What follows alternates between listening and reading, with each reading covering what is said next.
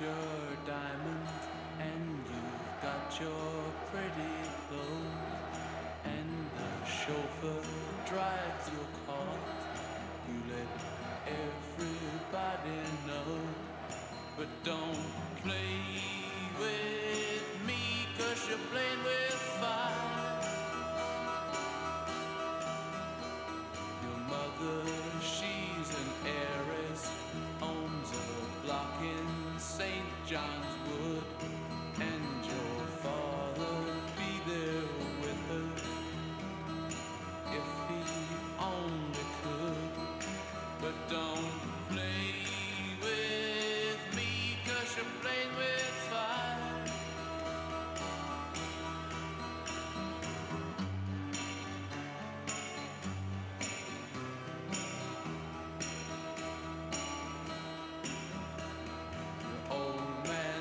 Her diamonds and tiaras by the score.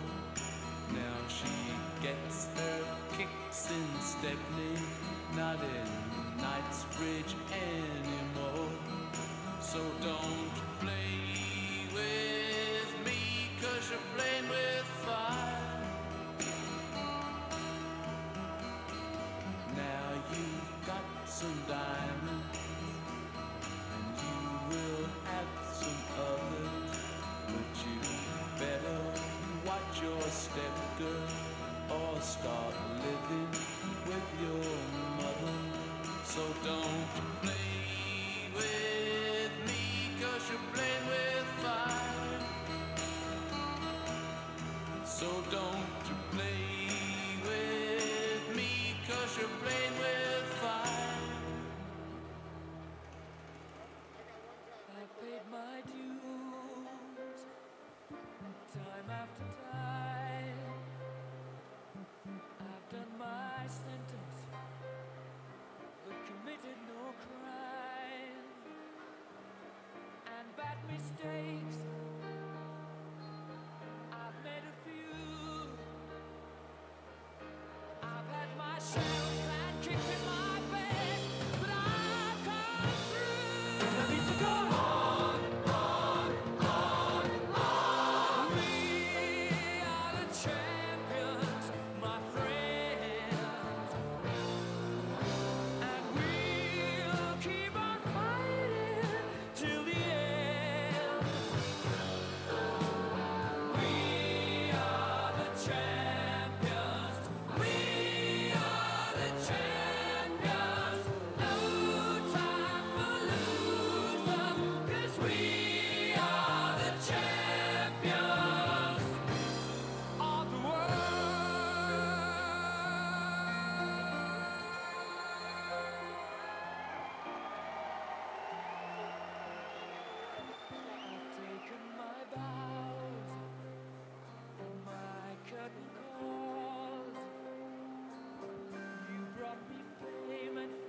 And everything that goes, I thank you all, but it's been no bed of roses, no pleasure cruise.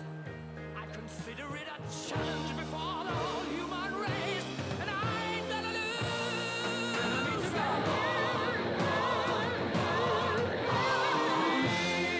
We are the champions, my friends.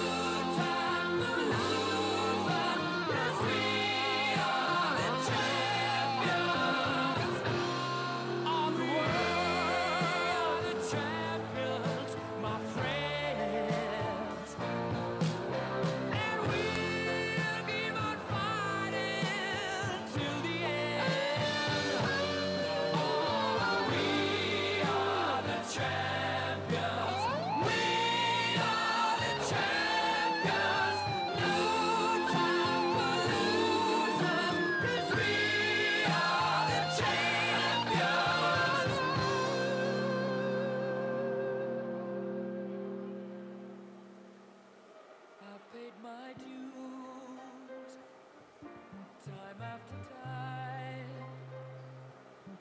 I've done my sentence, but committed no crime.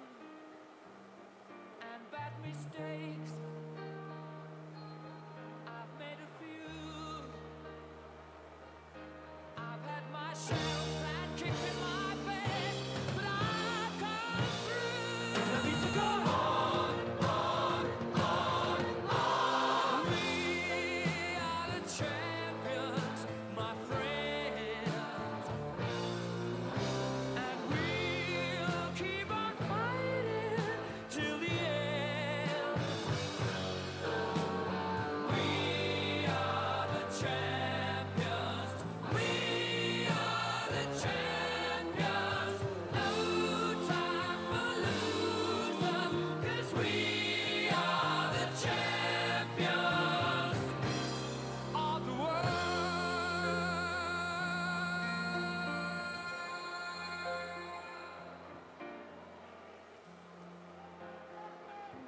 I've taken my bows and my curtain calls. You brought me fame and fortune and everything that goes with it. I thank you all, but it's been no bed of roses, no pleasure cruise. I consider it a challenge before the whole human race, and I ain't gonna lose. I need to go on, on, on. We are the champions, my friends, and we'll keep on fighting till the end. We are the champions. We are the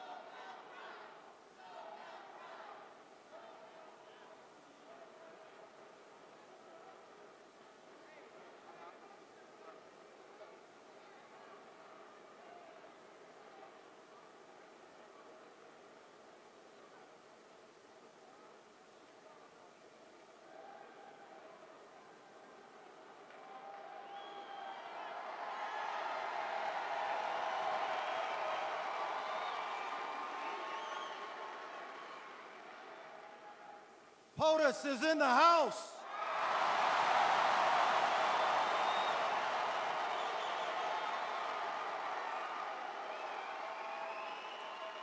Fellow neighbors in north central Indiana, when the president won in 2016, the first decision that he made was who to choose as his running mate.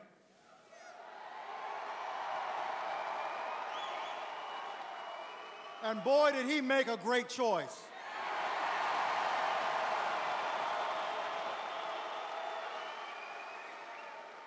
He was looking for a man of courage and conviction.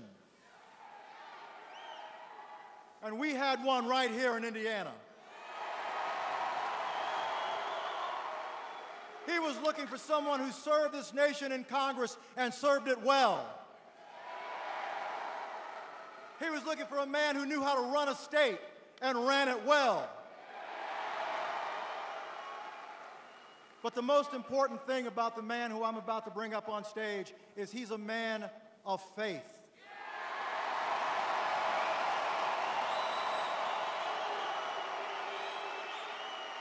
Mike Pence has the courage to tell you he stands with God always. And today that takes courage. And he's got that courage.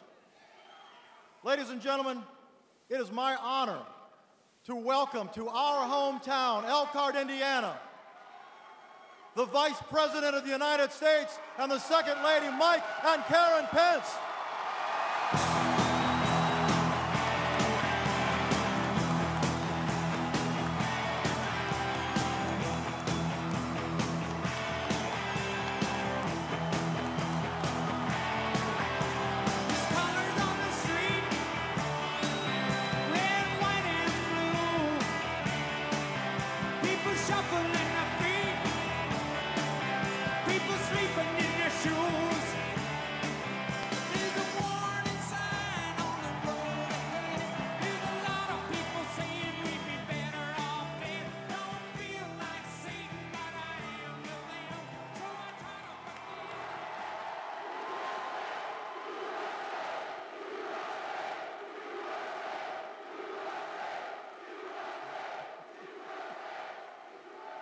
Well, hello, Indiana.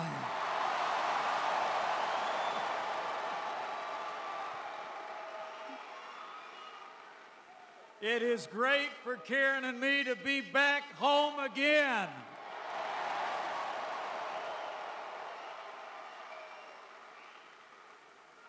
And I want to say thank you to Curtis Hill, a son of Elkhart, Indiana, for doing a great job as Attorney General for the state of Indiana.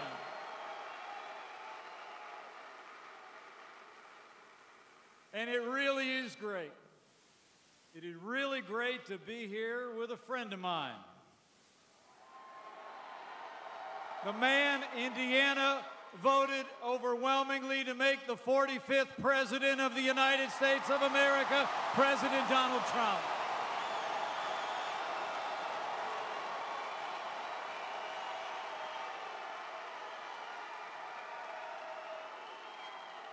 You know, I'm here today because I stand with President Trump. And I'm here because we stand with all the great conservative leaders from Indiana who've supported our agenda, like Senator Todd Young, Congresswoman Jackie Walorski, Congressman Larry Bouchon, Jim Banks, and Congressman Todd Rokita. Give them all a big round of applause, will you?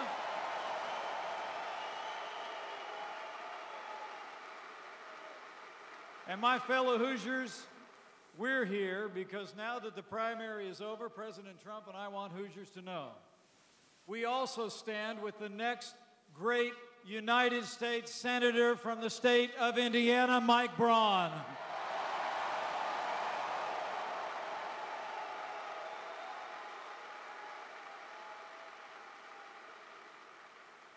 You know, it's the greatest privilege of my life to serve as Vice President to President Trump. He's a man of his word. He's a man of action. And how about all the action this week?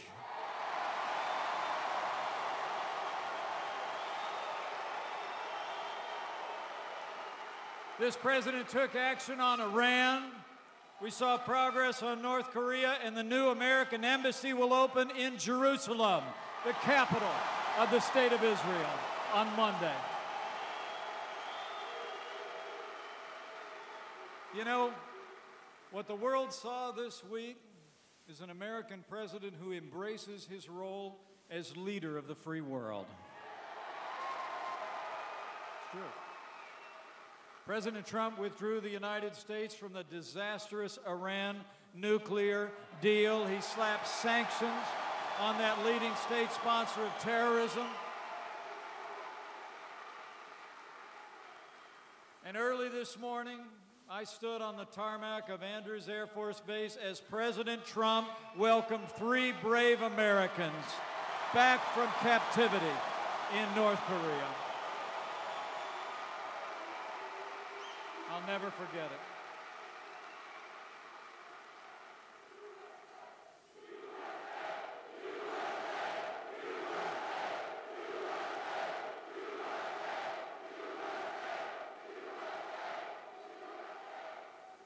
It was humbling for me to be there.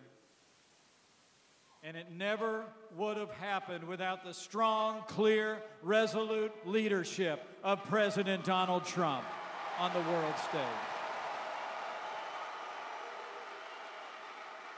But you know, it's not just this past week. The truth is, the only way you can describe this administration over the past 16 months is with 4 words: promises made and promises kept. I mean, think about it. Think about it. President Trump promised to rebuild our military, restore the arsenal of democracy, and not long ago, he signed the largest investment in our national defense since the days of Ronald Reagan.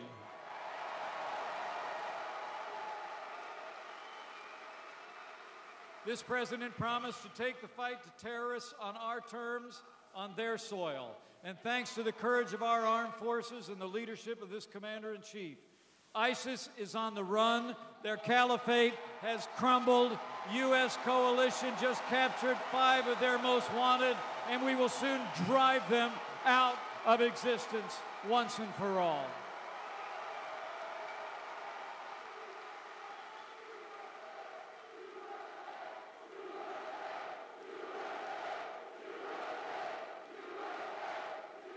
And here at home, President Trump promised to stand with those who serve on the thin blue line of law enforcement. And every day of this administration, we have worked to give our law enforcement personnel the resources, the tools, and the respect that they deserve every single day.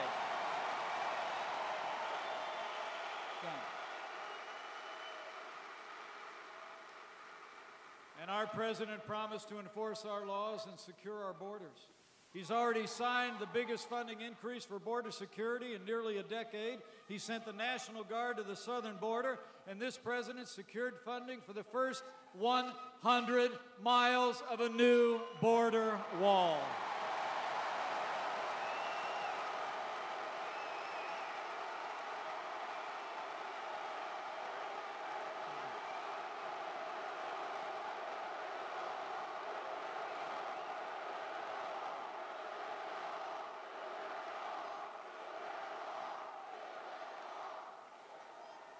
I'll promise you, when it comes to that wall, we're going to build it all.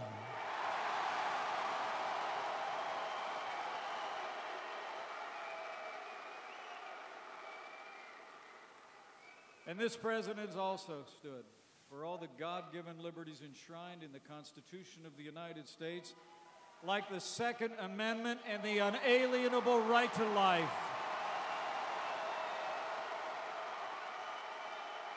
He promised to appoint strong conservatives to our federal courts at every level. And last year, President Trump set a record for the most Court of Appeals judges confirmed in a single year, and he put Justice Neil Gorsuch on the Supreme Court of the United States. It's been promises made and promises kept, my fellow Hoosiers. And since day one, this president's also been keeping his promise to get this economy moving again. He promised to roll back the heavy hand of government. President Trump has signed more laws cutting federal red tape than any president in American history.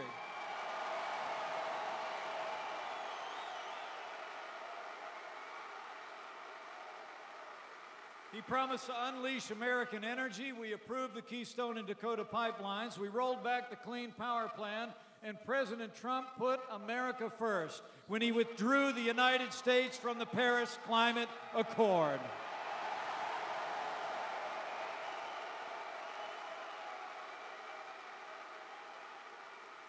And this president promised to crack down on unfair trade practices. And I can tell you, President Trump's been fighting every day for trade deals that are free, fair, and reciprocal, and put American jobs and American workers first. And finally, our president promised to cut taxes across the board. And with the strong support of every Republican in Congress from Indiana, President Donald Trump signed the largest tax cuts and tax reform in American history. It's promises made and promises kept.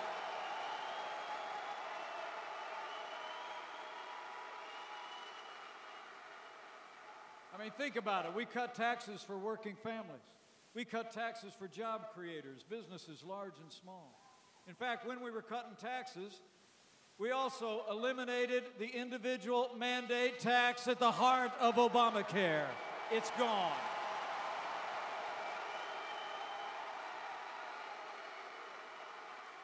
And President Trump's leadership has been making a difference here in Indiana and all across the country every day.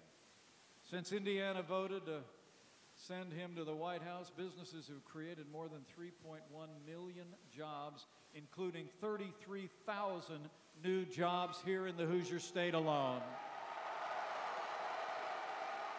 Manufacturers have added more than 315,000 good-paying jobs. In fact, there's been 8,000 new good-paying manufacturing jobs just here in Elkhart, Indiana.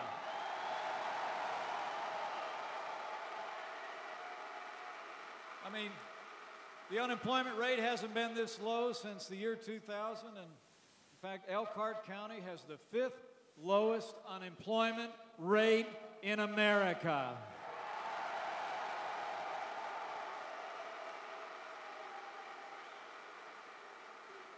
I mean, as I stand before you today, my fellow Hoosiers, I say with absolute confidence, jobs are coming back. Confidence is back. And under President Donald Trump, America is back, and we're just getting started.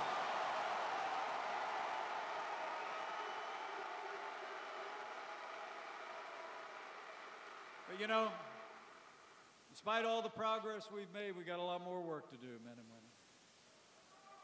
But the truth is, our administration has faced unprecedented obstruction from Democrats in Congress.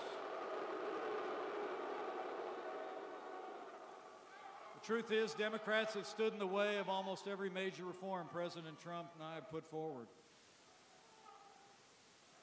It's been one obstruction after another by the Democrats, including Indiana Senator Joe Donnelly. I mean, look, Hoosiers deserve to know, time after time, when this president asked Joe Donnelly to support the policies that Indiana needs, Joe Donnelly voted no.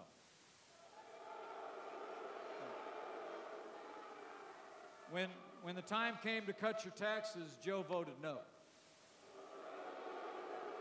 When the time came to repeal and replace the disaster of Obamacare, Joe voted no.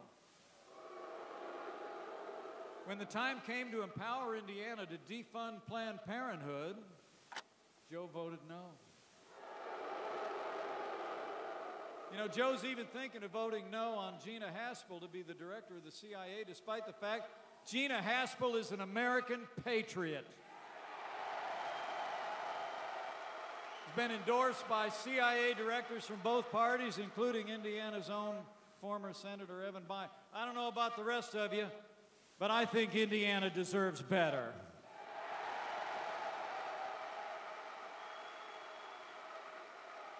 My fellow Hoosiers, Indiana delivered for us in 2016, and President Trump and I know that Indiana is going to deliver in 2018 again.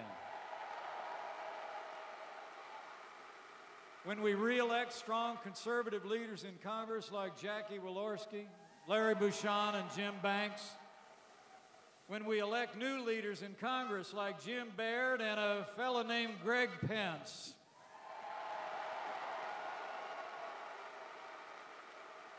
and Indiana will deliver for America again when we send Mike Braun to the United States Senate this November.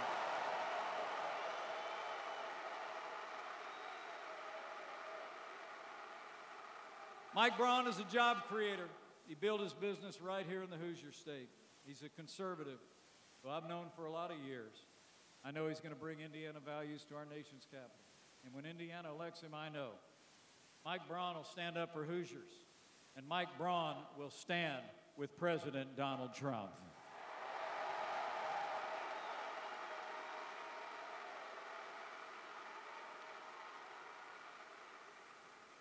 My fellow Hoosiers, I want to say from my heart, on behalf of my wife and I want to thank you for the honor you've given us to serve our state and to serve this nation as Vice President of the United States. Thank you. Karen and I will always be grateful for the support and the prayers of the people of Indiana, and we feel them every day. But looking out at all of you tonight, I just know, with your continued support, with strong conservative leaders representing Indiana in the House and the Senate, with President Donald Trump in the White House, and with God's help,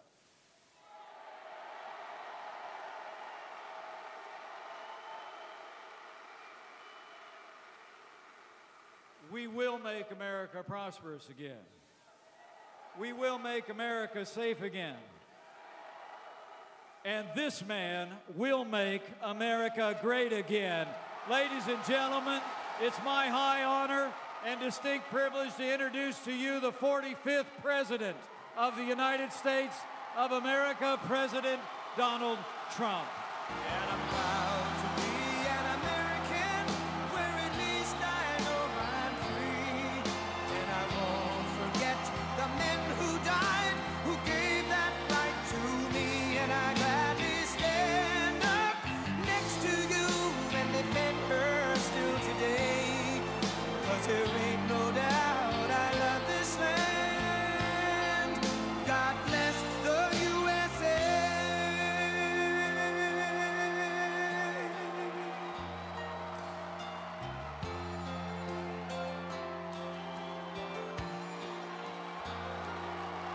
From the lakes of Minnesota to the hills of Tennessee, across the plains of Texas, from sea to shining sea, from Detroit down to Houston and New York to LA, where there's pride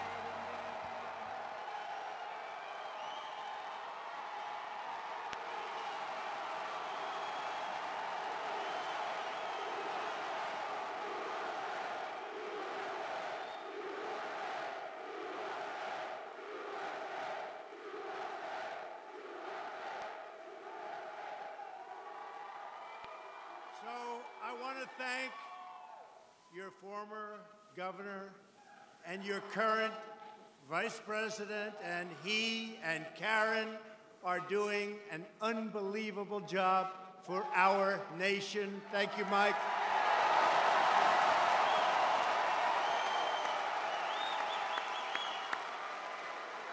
You're making Indiana proud, And we are all making America proud. We are rocking. We are rocking.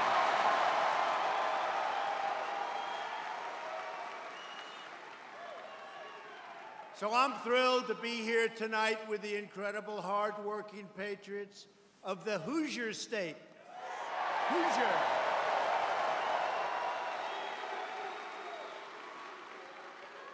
And I don't know if you see what's going on outside, but you have a lot of people outside that want to get in, but they're not getting in because this place is packed.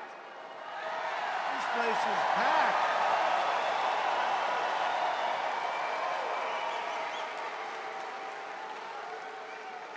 This is truly an exciting time for our country. Jobs are booming. Remember? I told you. Confidence is soaring, and optimism is at the top of every chart. This is a great time for our country. A lot of things happening every day. We are unlocking new opportunities for prosperity and for peace. All of these changes are happening because America is being respected again.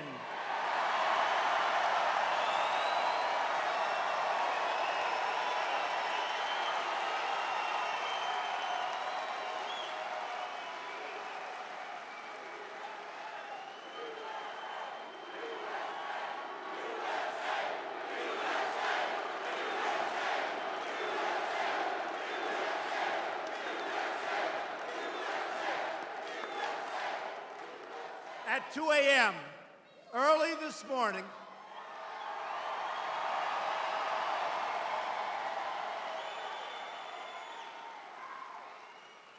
and by the way, I got back to the White House at 4:30 a.m., and somebody said, "Oh, that's okay.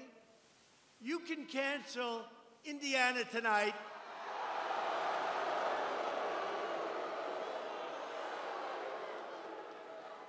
And I said, "You just don't know the people of Indiana. I don't have the courage to cancel."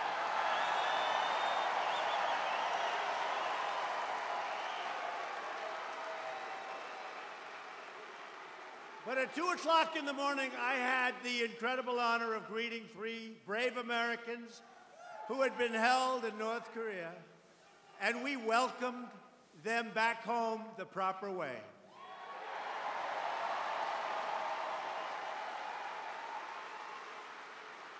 And on June 12th, in Singapore, I'll be meeting with Kim Jong-un to pursue a future of peace and security for the world, for the whole world.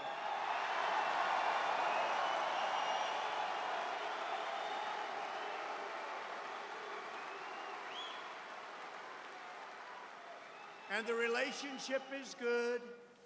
But you remember everybody in the fake news where they were saying, he's going to get us into a nuclear war. He's going to get us into a nuclear war.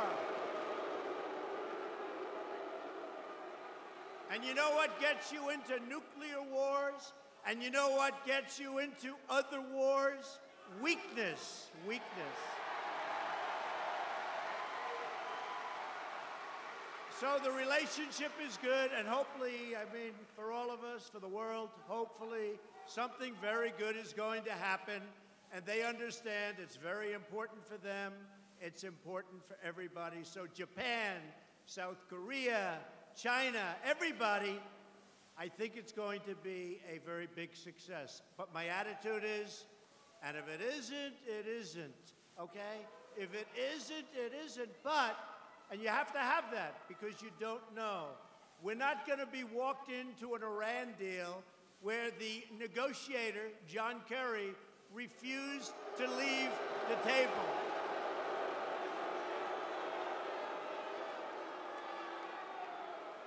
What a deal. What a deal. But here at home, the great news keeps rolling in. 3.3 million new jobs since election.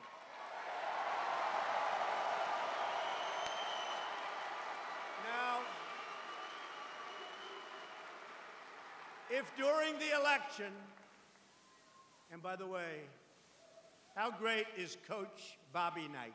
How great? Oh, we love our coach. Remember, he came in? He called me before I was running. I didn't know him. They said, Bobby Knight's on the phone. I said, what does he want with me? I never announced. I was thinking, but I guess he read, and he said, Mr. Trump, I hope you're going to run. I said, check and see whether or not this is Coach Knight. But actually, when I heard that voice, I knew it was Coach Knight. You can't duplicate that. And I took his number, and I said, Coach, I'm thinking about it. He said, you're gonna win. If you run, and does he know about winning? And if you run, you're gonna win. So anyway, I put his number down, and I was coming to this area. By that time, we had a big lead, but they said Indiana. And a friend of mine said, if you could get Coach Knight, that would be a great thing. I said, you know, he called me like a year ago. Let me see if I can find his number. And on my left, I had a pile of papers like this high. And I said, let me see. I lifted up thousands of pages of junk. Some actually pretty important. And I lifted it up, and there's this little thing, Bobby Knight's cell phone number. Isn't that great? And I go, bum, bum, bum, ba, ba, ba, ba, ba. And he picks up the phone, and he said, I've been waiting for you to call. Believe that? And he came here, and we sold, I don't know what the hell that arena was, but it was a big one. And they went crazy. And Lou Holtz and Coach Katie, right? Coach Katie, Lou Holtz, we had them all. Coach, by the way, not from this area, but he's one of the greats of all time, Coach Belichick, right? Great guy. We gotta love him. No, we love him. We love him. He knows how to win also. But we had a lot of coaches. They like us. They understand winning and they like us, and that's what we've been doing. And if we would have told you during the campaign that we would create 3.3 million jobs in the short time, everybody back there, the fake news media, look at all of them.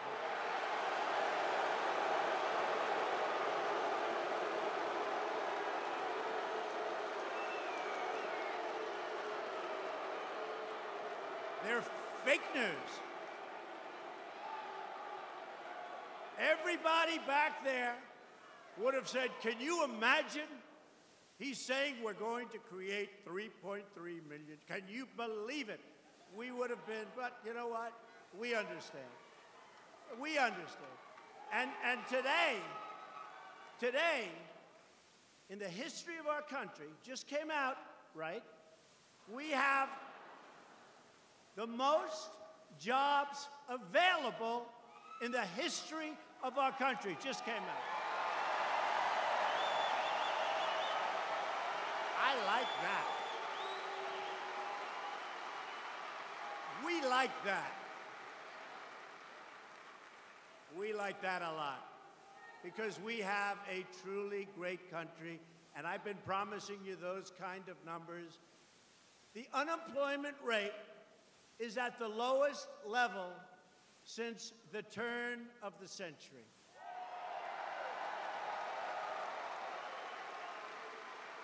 African American unemployment has reached the lowest level in the history of our country.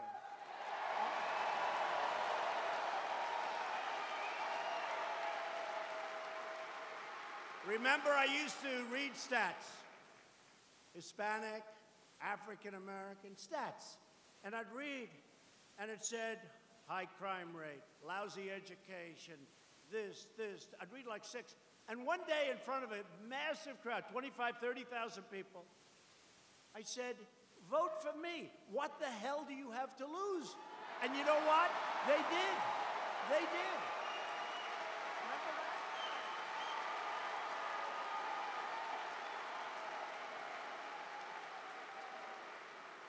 And my people all said, oh, that was not nice. I said, it's true. Because the Democrats, who are just obstructionists, that's all they can do. The Democrats have had a lock on the Hispanic vote, and they've had a lock on the African American vote. No longer, no longer.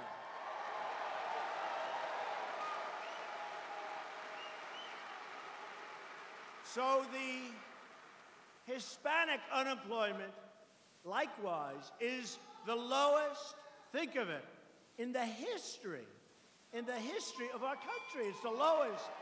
So you have African American, Hispanic, women. Do we love women? Women. The lowest unemployment rate in 18 years. I'm sorry we didn't make it in history, but we're catching it. It'll soon happen. I'm disappointed with that. Can you imagine? My most disappointing stat is women. It's the lowest unemployment rate in 18 years because all of the others are history. But I have a feeling the women will soon be history too because that's what's happening. And all of the great momentum that we're having as a country on jobs, on safety, on security, on our military, it's all at stake in November. You know, I don't think we've ever done better as a country. Certainly the economy and lots of other things. Look at all those beautiful red hats. Those beautiful red hats. Lift them up. Boy, oh boy. And I like the white ones too. Make America great again. Lift those whites up there.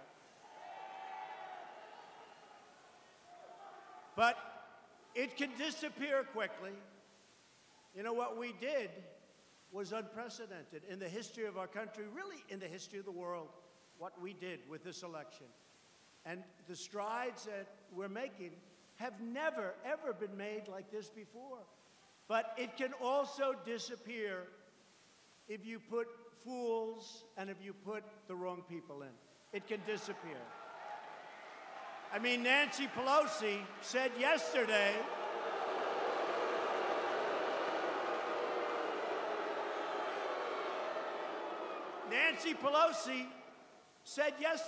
she wants to end the tax cuts and raise your taxes. I said, tell me, is that like good politics?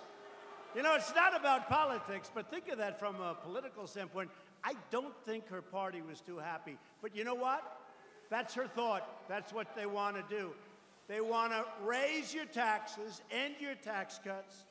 They want to have open borders where everyone flies into our country. That's not happening.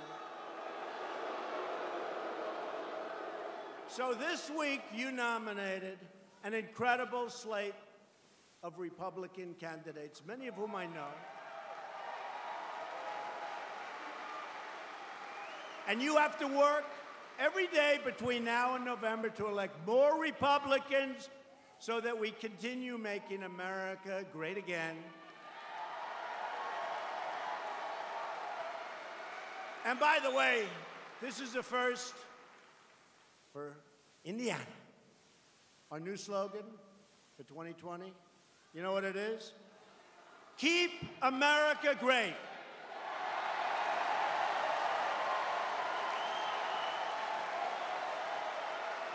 Keep America great. Because we're doing so well that in another 2 years, when we start the heavy campaign, Make America Great Again wouldn't work out too well, right? It's going to be Keep America Great, because that's exactly where we're heading.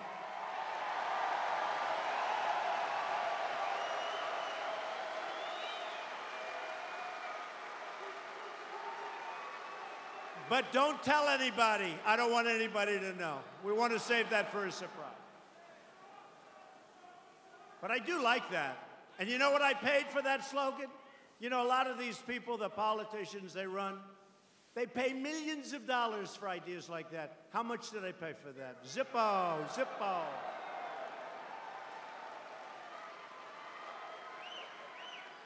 And I have great respect for the process. But in all fairness, Obama, President Obama,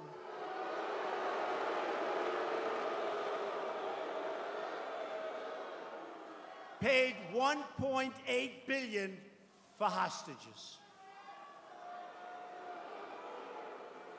You, not me, you, last night you saw it. And again, it's leading to some very big things. And I think that Kim Jong-un did a great service to himself, to his country by doing this. But those hostages came out with respect. We didn't pay for them. We're going to set the table. We're going to make a great deal for the world, for North Korea, for South Korea, for Japan, for China.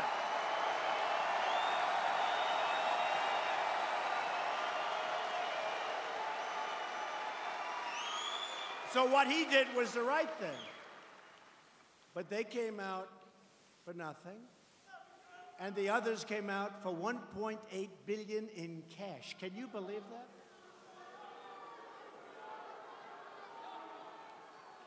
We're honored to be joined by a friend of mine and somebody who's done a really, really good job. Somebody that's respected very, very highly, Senator Todd Young. Todd. Where's Todd?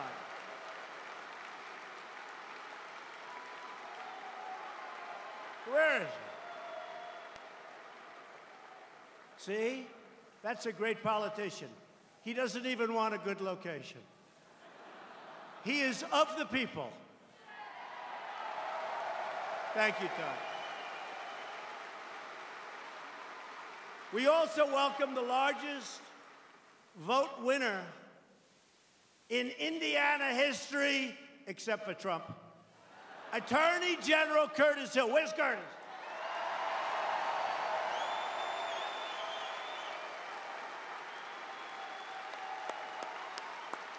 Good man. He's done a great job. A woman who has been of tremendous help on the tax cuts, on getting rid of regulation, which maybe is just as important. Right, Jackie? What do you think? Jackie Walorski. Jackie.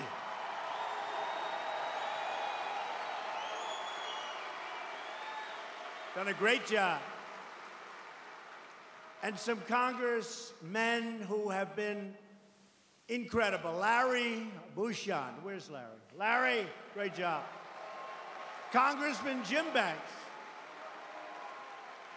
By the way, somebody that just fought an incredible campaign, a really good guy, and I'm not sure I would have been here. You know, we're talking 2 days ago.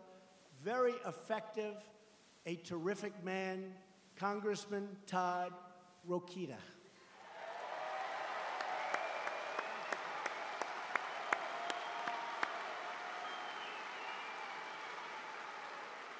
Thank you, Todd. Great job, too. He fought tough. They all fought tough. That was a tough race. But we have somebody here who won that race, but we'll talk about him in a second.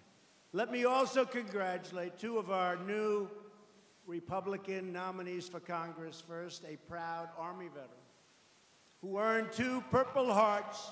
Jim Baird. Jim's going to really do well. Jim. Great, Jim. And second, a man that I know Mike has been rooting for a long time. I'll tell you, Mike loves his brother, who won by a very big margin. I don't know, was that a bigger margin than Mike Pence won by? I don't know, Mike. That was a big margin. Greg Pence. Greg.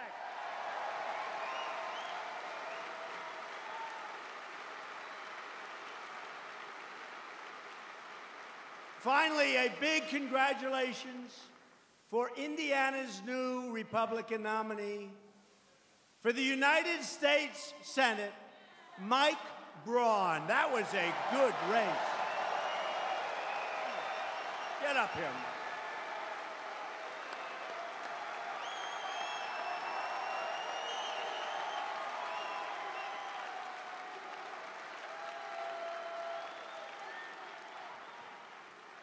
How about we let Mike for a second interrupt my speech? Is that okay? Come on, Mike. Great job.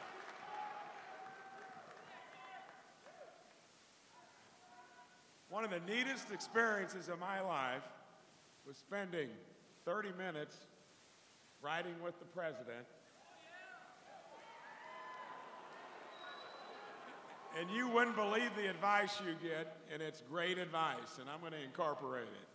Yeah.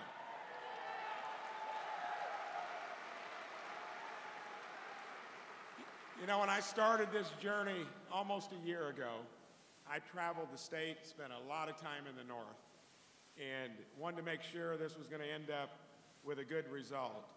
Would not have done it if I wasn't inspired by what this man did in 2016.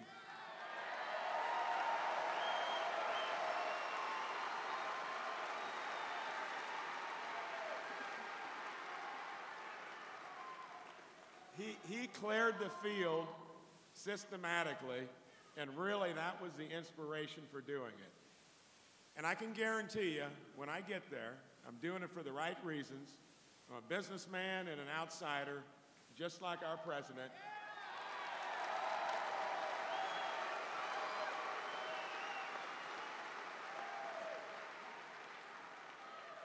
And you can count on me to be a true reinforcement and the guy that is going to retire Joe Donnelly. Thank you.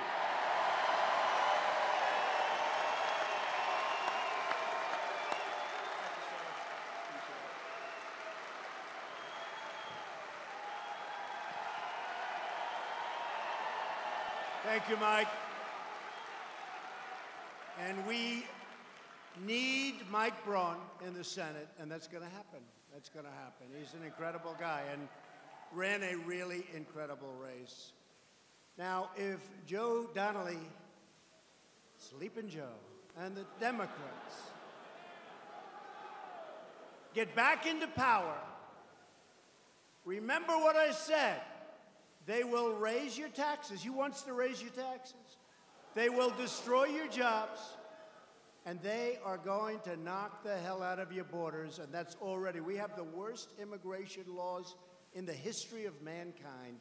We're slowly getting them changed. We want to make it quick. So give me some reinforcements, please, okay?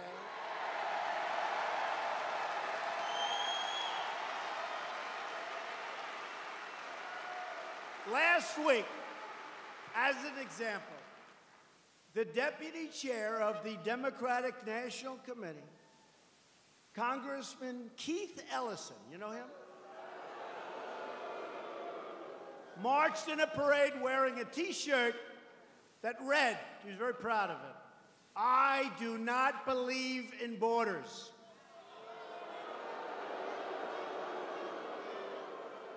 But I have a lot of respect for Keith Ellison. You know why? Does everyone know why? So when I announced on June 16th, he was being interviewed by George Stephanopoulos on ABC. And in the interview, this was a couple of days after I announced, and Keith Ellison said, "You know he's going to win, don't you?"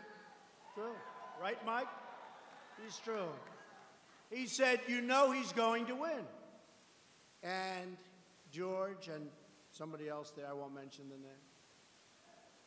Go ahead.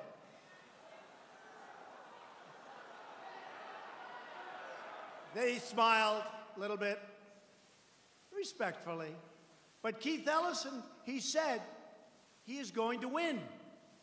And essentially, he was sort of indicating, and there's nothing you're going to be able to do, and that's what we did. So, in one sense, I have to respect him. He said he's going to win. So you can never dislike a guy like that, can we? But they've got a big problem. A vote for a Democrat in November is a vote for those borders, and we have to do something strong. We are going to build the wall. We are already starting the wall.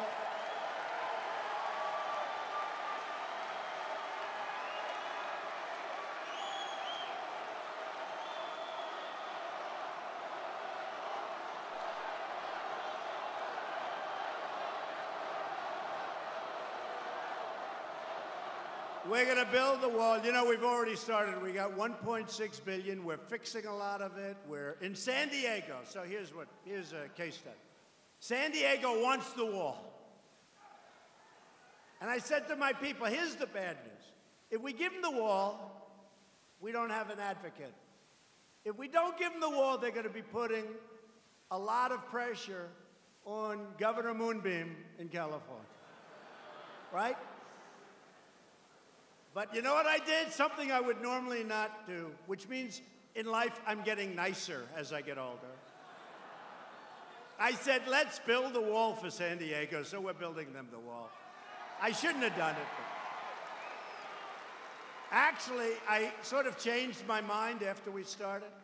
I called my people, I said, how much would it cost to stop building the wall in San Diego so they go out and advocate for us because they're desperate for their wall, because they don't like people running over their front yards and all of the problems, right? Including, by the way, massive amounts of crime. I said, how much would it cost to stop? I'm in the construction business, is what I do best. They got back to me, they said, sir, it'll cost approximately $7 million to stop. Now, that's not big numbers when you hear about the numbers we talk about. $7 million to stop and restart it at a later date. I said, I can't do that to the American people. Keep building the wall, right?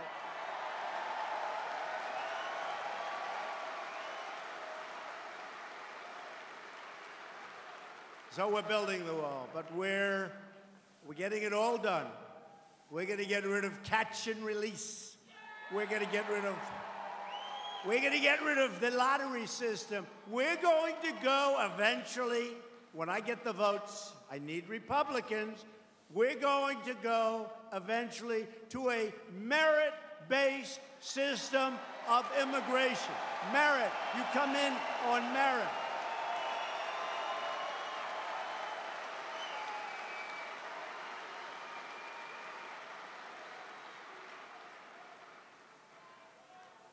Your senator, Joe Donnelly, voted against enhanced vetting. Think of that. What in the world would anybody be doing voting against enhanced vetting? Why? And he opposed a measure to block illegal immigrants from getting welfare. And now you have places where they want to give college tuition to illegal immigrants, and your own kids can't get it. Your own kids can't get it.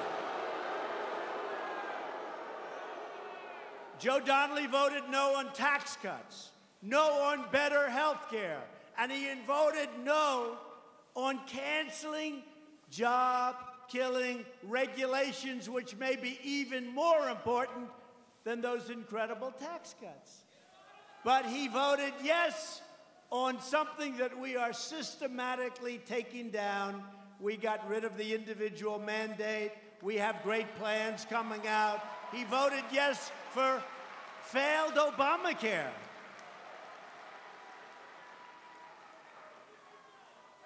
And we're doing everything to keep those premiums down. But it's a failed experiment, Obamacare. But wait till you see the plans we have coming out literally over the next 4 weeks. We have great health care plans coming out, but we got rid of the individual mandate.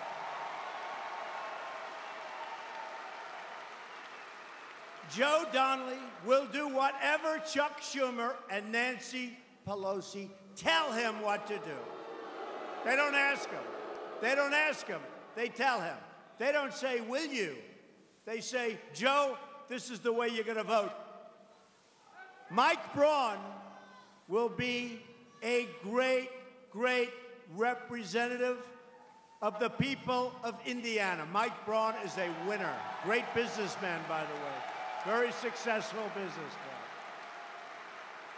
Mike Braun will fight for the values that bind us all together as Americans. We support law and order, and we support the heroes in law enforcement. They're great. They're great. And they will tell you, surplus military equipment, right? We have it by the hundreds of millions of dollars, sitting in warehouses, getting old. Some of the best stuff anywhere in the world. And past administrations said, no, we can't give that to law enforcement. Someday somebody's going to explain why, but I sort of get it. But it's not a good reason. It's about a 1% reason. We have a 99%. That equipment is being transferred all over the United States to our police and our law enforcement professionals.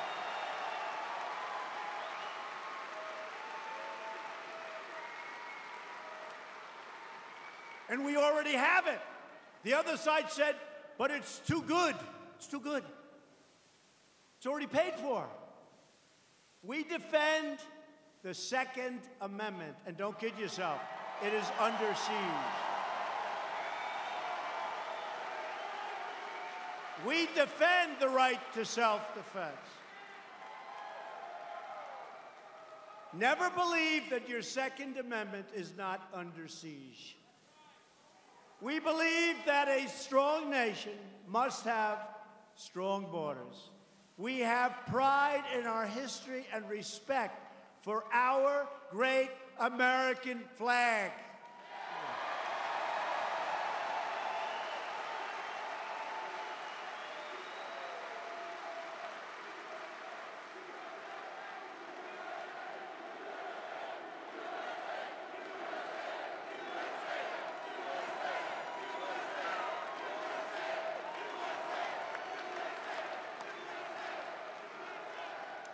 And we put our large, beautiful hands on our hearts for the Pledge of Allegiance, right?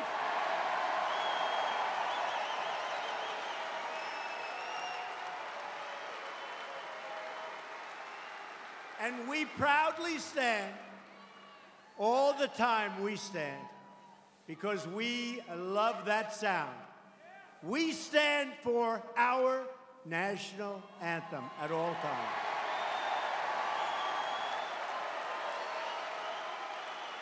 But if we're going to defend our values, we need people in Washington who share our values.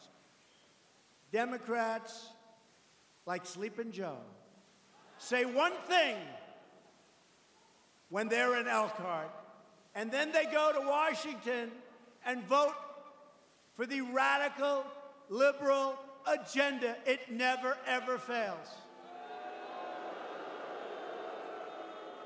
You know, there's about 12 of them. You think you have their vote, and they talk a good game, but they always raise their hand for the radical left of Nancy Pelosi. Always. The Center for Effective Lawmaking named Joe Donnelly the least effective Democrat lawmaker in the United States Senate. I don't know, Mike, but I think that will be a very good phrase to run by. He's never sponsored a bill that has become a law. This November, Indiana will face an important choice. You can send a really incredible swamp person back to the Senate, like Joe Donnelly, or you can send us Republicans like Mike Braun to drain the swamp.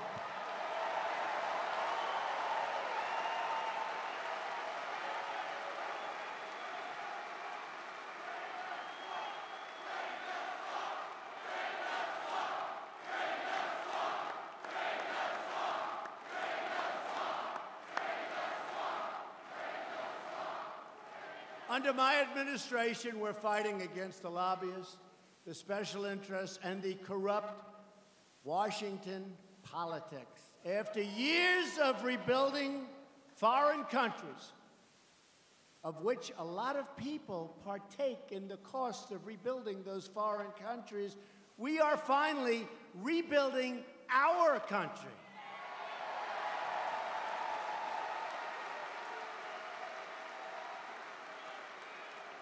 We fight to build their borders, but we don't fight and spend no money to build our borders. Figure that one out.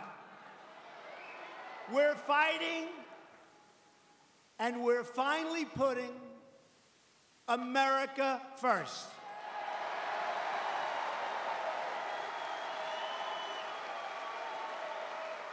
And remember, the last time I did this, and this started 2.5 years ago when I just started, people were not saying Merry Christmas anymore. The big store chains weren't saying Merry Christmas, Merry Christmas. They weren't doing it. They weren't saying Merry Christmas. Now they're saying Merry Christmas again.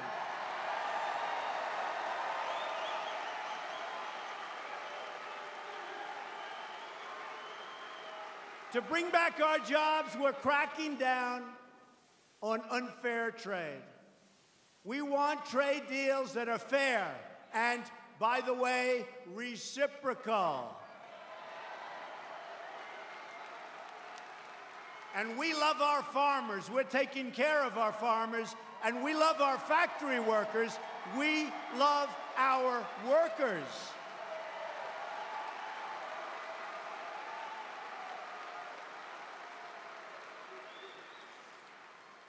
For decades, American presidents responded to foreign cheating on trade. Cheating. There's no other word for it. Cheating. They responded with silence. They didn't do anything. They were silent. Silencio. Let's not rock the boat. Oh, that's fine. We have a $100 billion trade deficit with Mexico.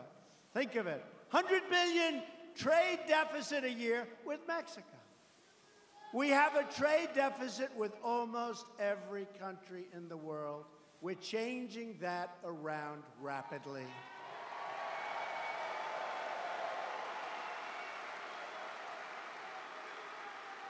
We racked up trillions of dollars in trade deficits, also known as losses, while other countries stole our factories, stole our plants, stole our wealth, and stole our jobs. But America's long silence is over. And you see what's happening. Car companies are coming back into the United States. They're moving back in. Chrysler just announced. Japan is building big ones. We're expanding our plants. And I put tariffs on steel, and I put tariffs on aluminum. And United States Steel just announced that they're expanding their factories and they're building plants, and we're going to start making steel and aluminum again.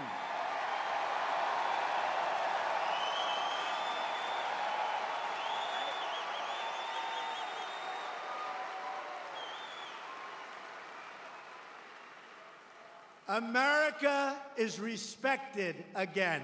Different ball game.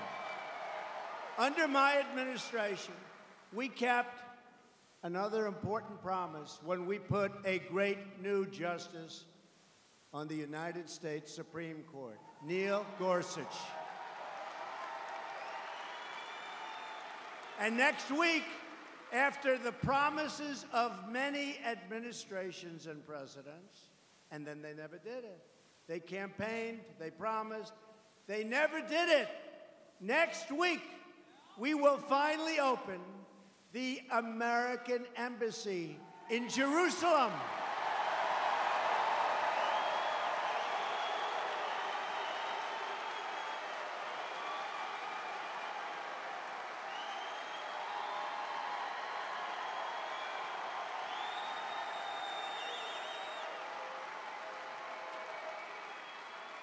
And I put one of my friends as the ambassador to Israel, David Friedman. A good choice is right. One of the great lawyers of our country, made a lot of money as a lawyer. But he loves Israel. He loves the United States, but he loves Israel. And they walked up to my desk about 3 months ago, right after I did it, because I said, let's go, we want to build fast. So they walk up to my desk, and they give me this beautiful folder, and I'm supposed to sign. I said, what is this? And I'm half signed. They said, sir, we're building an embassy in Jerusalem, sir. I said, how much? Something other presidents don't ask, but that's okay. They said, I kid you not, they said, sir, $1 billion. I said, $1 billion? You know what $1 billion is? You have a beautiful house that costs you about $50,000, right, to build. Hopefully it's worth a lot more than that. But that's what it costs. So I said, $1 billion? Yes, sir. We're looking for a site now. We're going to spend a lot of money on a site. Everyone's going to get rich on the embassy. So I called David. I'd stopped signing, by the way. I had Donald, D-O-N-A-L-D, and then it was like dead. Blah. And then, I don't know if they still have it. Beautiful paper, very official looking. And then, all of a sudden, I stopped, never got to the T. And I started putting X's because I was afraid that somebody could say it was my signature. And I call up our ambassador. And I said, David, this is crazy. I said, we're going to build our embassy in Jerusalem. But they want $1 billion. They're going to look for sites. Don't we have a site? He said, yeah, we have the best site. We already own it. And we have a building on the site. And I could take that building that's on the site, Mr. President, and I could take a corner of that building, a big, beautiful corner, and for $150,000, I can fix it. It'll be so beautiful. The location's better. It's set back, which is good for safety. And I can build it for $150,000. Think of that. Think of it.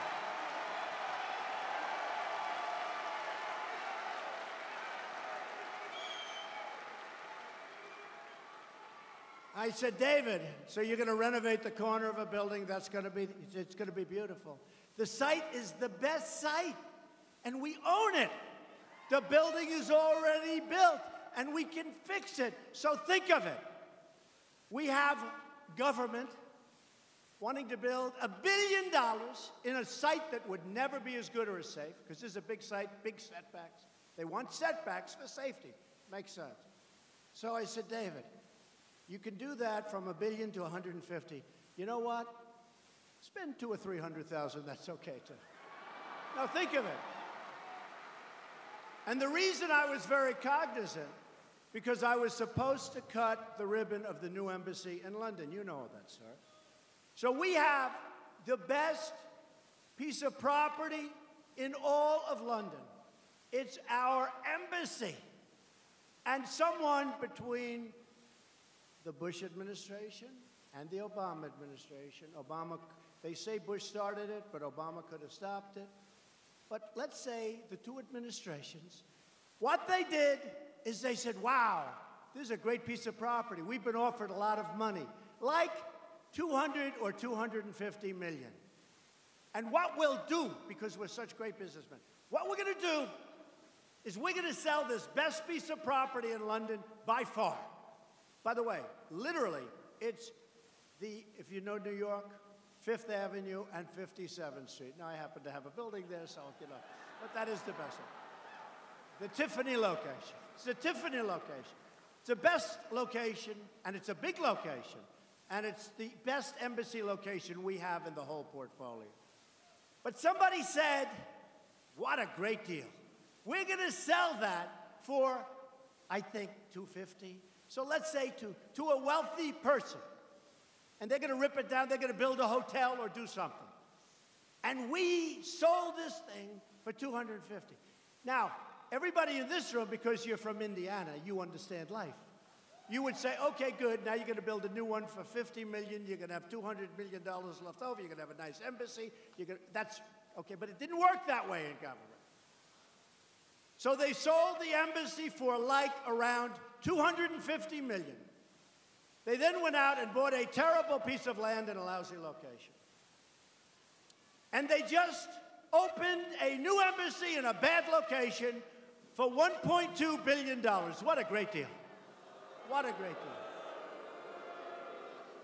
So 3 months ago, I was supposed to go over to cut the ribbon on the new embassy. But I couldn't do it. I said, I'm not doing it. I won't do it. Does that make sense? I'm not going to do it. So I did. Think of that story. Isn't that a sad story? So much. I could give you 50 of those stories. It's all the same. It's all the same. I could give you so many. But just remember, when you see that embassy, oh, here's the other thing with the embassy. The new embassy, I said, when is it going to be open? They said, anywhere from 5 to 10 years. So I said, unless they give me an extension for the presidency.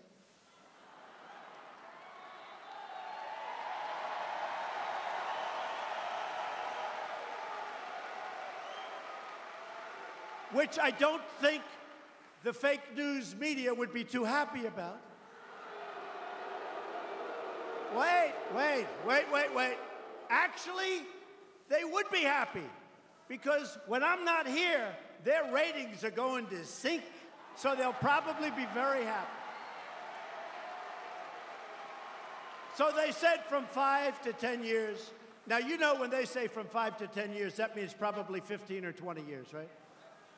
So we open the embassy next week. 3 months. 3 months. 3 months.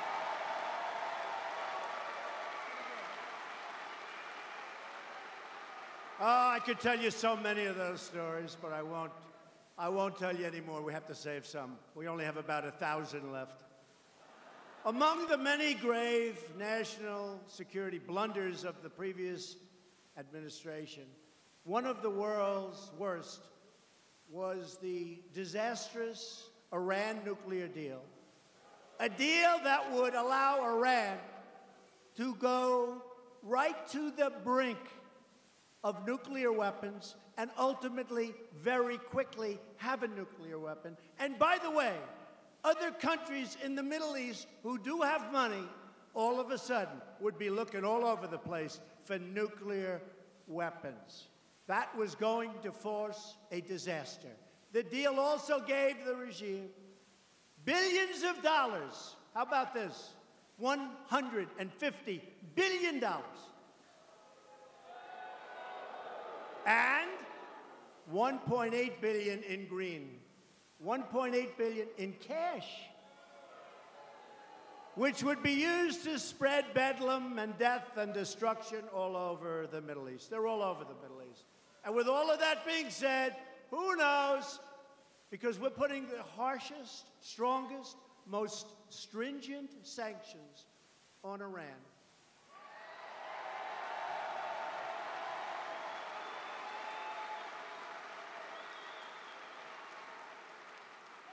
And I hope to be able to make a deal with them. A good deal, a fair deal, a good deal for them, better for them, better for them. But we cannot allow them to have nuclear weapons. We must be able to go to a site and check that site. We have to be able to go into their military bases to see whether or not they're cheating. Now, of course, we're all sure they're not cheating, but just in case. The Iran deal was one of the most embarrassing agreements the United States has ever entered into. You remember the 10 sailors who were humiliated in front of the world for no reason whatsoever. But once again, Democrat Joe Donnelly served his liberal handlers in Washington, not the great people of Indiana that I know so well. He voted to save the deal 4 times.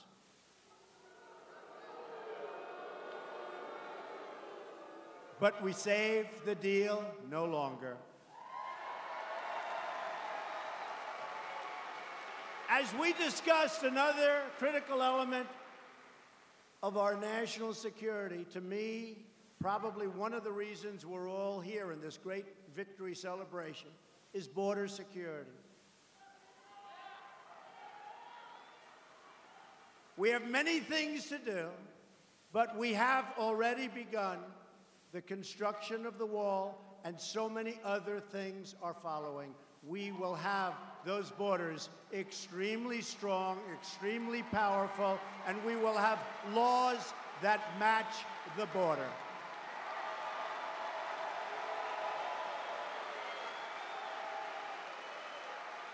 So if you think about it, the Democrats, they're weak on borders, weak on our military. We have, and the last deal, I had to do it. Our military was depleted. When did we need military more than we need great military right now? We got $700 billion to rebuild our military. It will be stronger than ever before.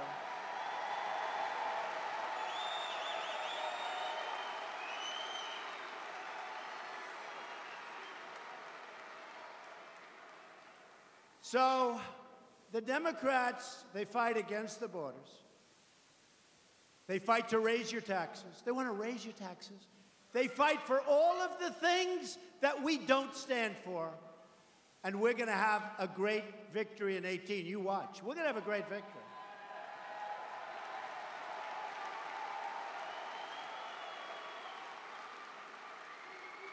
History shows that when you win the presidency, 2 years later, the party, for whatever reason, like 90% of the time, the party that wins the presidency loses on the midterms. And the reason is, I guess they get a little bit complacent. We're not getting complacent, folks. We can't.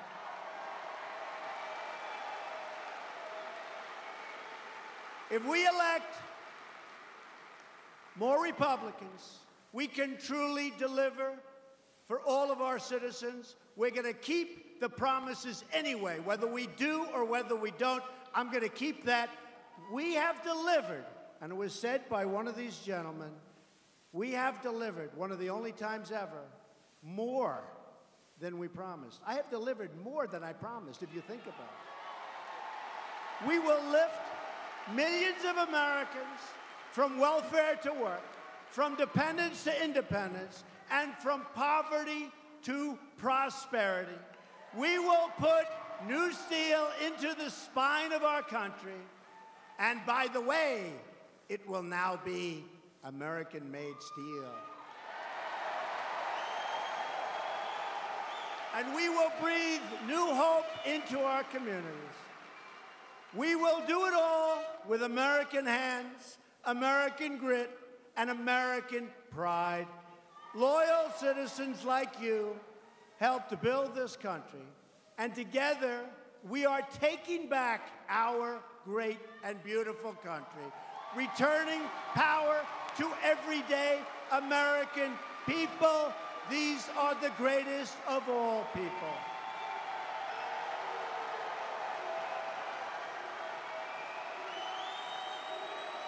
In every action, with every decision, we will stand up for America, and we will stand up for the great state of Indiana.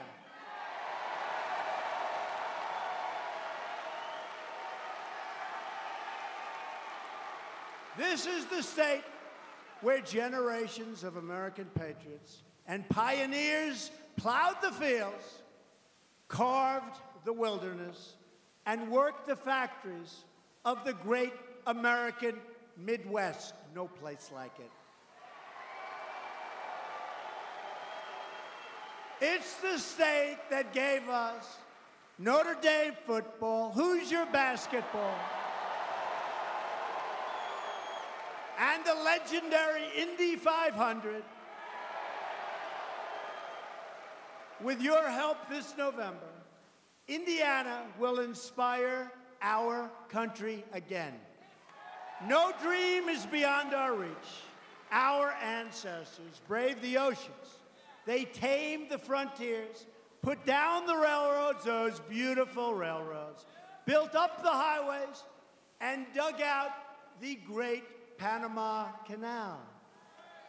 We are the nation that won 2 world wars.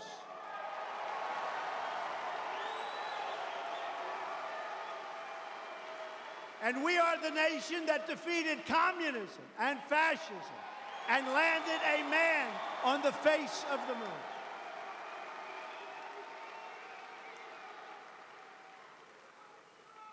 And always remember, we have picked up in wealth trillions and trillions of dollars for our country since our election, not my election, our election. And our economy, people forget, our economy is almost twice the size of any other economy of any other nation in the world. Remember that. People forget. People forget. People forget. We're not going to let them forget. As long as we are proud of who we are and what we are fighting for, we will never, ever fail. With your help, your voice, and with your vote, we will win. We will achieve victory for our country, victory for our children, and victory for this magnificent land that we all love, because we are Americans, and our hearts bleed red, white, and blue.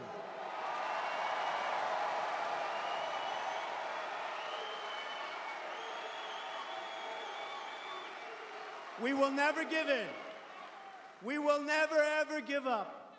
And we will never stop fighting for our country, our freedom, and our flag.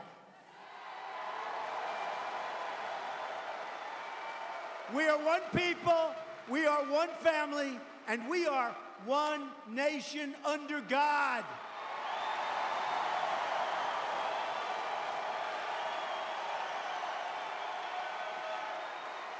And together we will make America wealthy again.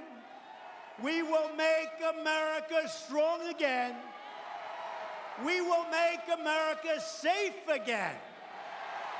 And we will make America great again. Thank you, Indiana. We love you. Thank you. God bless you. Thank you.